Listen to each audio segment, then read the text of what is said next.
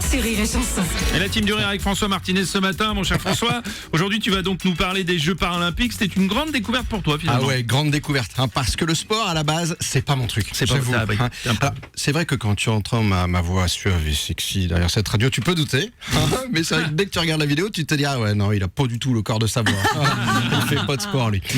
Donc c'est vrai que pour les JO à la base, je ne pigeais déjà pas beaucoup de règles, mais là il a carrément fallu m'expliquer des sports en entier. Bon, effectivement, il y a des sports qui n'existent qu'aux Paralympiques, ça c'est vrai. Sincèrement, qui ici avait déjà entendu parler de boccia ou de goalball il y a 15 jours? Bah personne, voilà.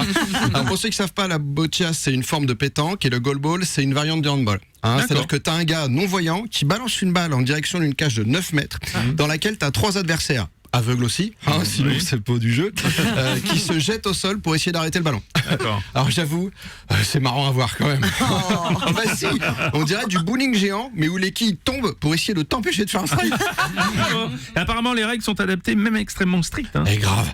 Par exemple, il y a une athlète polonaise du lancer de massue qui s'est fait retirer sa médaille d'or sur réclamation du Brésil parce que le coussin sur son fauteuil était de dimension non conforme. Ah ouais. Ah putain, ils abusent. Ouais. Parce que moi, j'en ai rencontré certaines brésiliennes et je n'ai jamais porté réclamation pour des dimensions non conformes.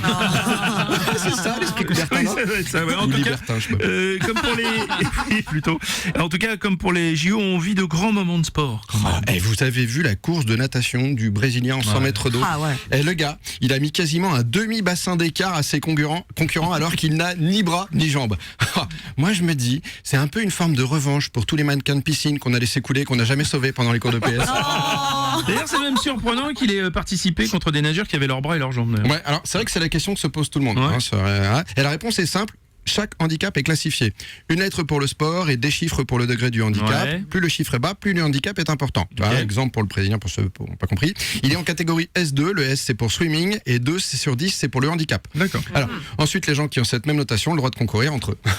Alors, rien à voir, mais moi, je me dis, ça serait pas malin si on classait les gens qu'on connaît comme ça. Tu vois, avec des lettres genre T pour toxique, PN pour pervers narcissique, D pour les construits. Ouais, pas mal. Déjà, ça ferait du tri quand même. Puis on pourrait, et on pourrait même les faire se rencontrer après pour qu'ils jouent entre eux dans leur catégorie. Après, je crois que ça existe déjà et on appelle ça des dîners de cons. Mais il y a des catégories à part. Oui, 2. Les personnes non entendantes qui ont leur jeu à eux et les personnes de petite taille qui, eux, depuis jusqu'à peu là, ne pouvaient participer qu'au lancer de poids, de disques, de javelot et à rien d'autre.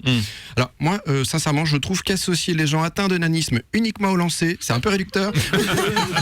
Mais en même temps, pour une fois que c'est eux qui lancent, c'est pas l'inverse. Je vous rappelle que le lancer des nains peut nuire à leur santé. Bon, allez, je vous laisse. Moi, je dois aller appeler Emmanuel PN 49.3 pour ça s'il veut aller glander avec moi aux Paralympiques au lieu de choisir une première ministre.